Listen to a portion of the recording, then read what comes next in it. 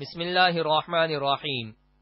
صرف 5 منٹ کا مدرسہ قرآن و حدیث کی روشنی میں 175واں دن 25 جمادی الثانیہ۔ نمبر 1، اسلامی تاریخ۔ رسول اللہ صلی اللہ علیہ وسلم کا حلیہ مبارک۔ اللہ تعالی نے اپنے پیارے رسول حضرت محمد صلی اللہ علیہ وسلم کو جس طرح حسن سیرت، پاکیزہ اخلاق اور اعلیٰ کردار سے آراستہ کیا تھا، وہیں ظاہری خوبصورتی بھی بے مثال عطا فرمائی تھی۔ آپ صلی اللہ علیہ وسلم کا رنگ گندمی، بال مبارک ہلکے گھنگریلے، آنکھیں بڑی سرمگی اور اس میں خوبصورت لال ڈورے تھے، دانت مبارک موتی کی طرح چمکدار تھے، داڑھی مبارک خوب گھنی تھی، دونوں مونڈھے بڑے اور مناسب تھے، سینہ مبارک قدر وسیع لیکن پیٹ کے بالکل برابر تھا، ایڑی مبارک گوشت سے پر، قد مبارک درمیانی، جسم مبارک مناسب ترتیب پر اور اعضاء نہایت ہی مضبوط تھے۔ گویا کہ آپ صلی اللہ علیہ وسلم سیرت و صورت کے پیکر اور حسن و جمال کے نمونہ تھے۔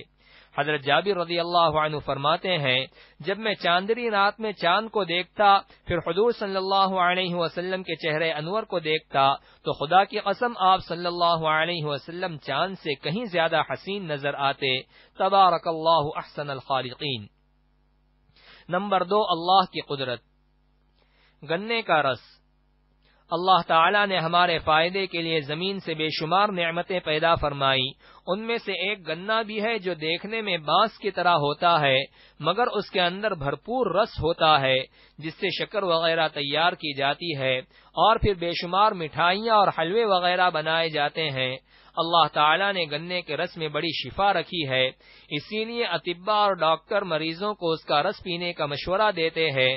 آخر بانس جیسے اس گنے میں مفید رس کون پیدا کرتا ہے؟ یقیناً اللہ ہی نے اپنی قدرت سے اس میں میٹھا رس پیدا کیا ہے۔ نمبر 3، ایک فرض کے بارے میں۔ جماعت سے نماز نہ پڑھنے پر وعید۔ حضرت عبداللہ بن عباس رضی اللہ عنہما سے کسی نے پوچھا کہ ایک شخص دن بھر روزہ رکھتا ہے اور رات بھر نفلیں پڑھتا ہے مگر جمعہ اور جماعت میں شریک نہیں ہوتا، اس کے متعلق کیا حکم ہے؟ انہوں نے فرمایا، یہ شخص جہنمی ہے۔ نمبر 4، ایک سنت کے بارے میں۔ شکر گزار بننے کی دعا۔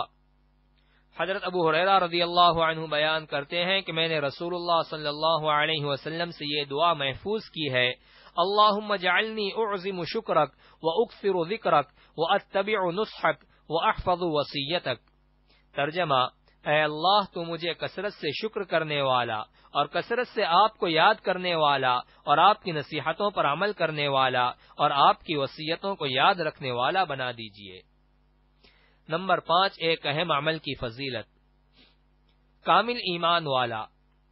رسول اللہ صلی اللہ علیہ وسلم نے فرمایا، جو شخص اللہ ہی کے لیے محبت کرے اور اللہ ہی کے لیے نفرت کرے اور اللہ ہی کے لیے خیرات کرے اور اللہ ہی کے لیے دینے سے رک جائے تو اس شخص نے ایمان مکمل کر لیا۔ نمبر 6، ایک گناہ کے بارے میں۔ اپنے بچے کا انکار کرنا۔ رسول اللہ صلی اللہ علیہ وسلم نے فرمایا، جو شخص اپنے بچے کا انکار کرے گا، یعنی یہ کہے کہ یہ میرا بچہ نہیں ہے حالانکہ وہ جانتا ہے کہ وہ اس کا بچہ ہے، تو اللہ تعالیٰ اس کو اپنی رحمت سے دور کر دے گا اور قیامت کے دن اگلے اور پچھلے تمام لوگوں کے سامنے اس کو رسوا کیا جائے گا۔ نمبر 7، دنیا کے بارے میں۔ اللہ تعالیٰ اپنے بندے سے کیا کہتا ہے؟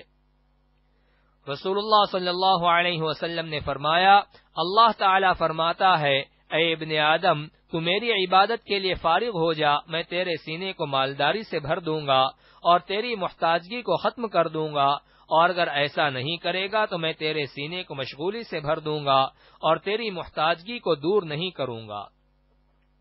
نمبر 8، آخرت کے بارے میں۔ اہل جنت کا لباس۔ قرآن میں اللہ تعالیٰ فرماتا ہے، اہل جنت کو سونے کے کنگن پہنائے جائیں گے اور سبز رنگ کے باریک اور موٹے ریشمی لباس پہنیں گے۔ نمبر 9، طب نبوی سے علاج۔ کھجور سے علاج۔ رسول اللہ صلی اللہ علیہ وسلم نے فرمایا، زچگی کی حالت میں تم اپنی عورتوں کو تر کھجوریں کھلاؤ اور اگر وہ نہ ملے تو سوکھی کھجوریں کھلاؤ۔ فائدہ، بچے کی پیدائش کے بعد کھجور کھانے سے عورت کے جسم کا فاسد خون نکل جاتا ہے اور بدن کی کمزوری ختم ہو جاتی ہے۔ نمبر 10، قرآن کی نصیحت۔ قرآن میں اللہ تعالی فرماتا ہے، بلا شبہ یہ قرآن ایک نصیحت ہے، تو جو شخص چاہے اپنے رب تک پہنچنے کا راستہ اختیار کر لے، اور تم اللہ کی مرضی کے بغیر کچھ نہیں چاہ سکتے۔ اللہ تعالی بڑے علم و حکمت کا مالک ہے۔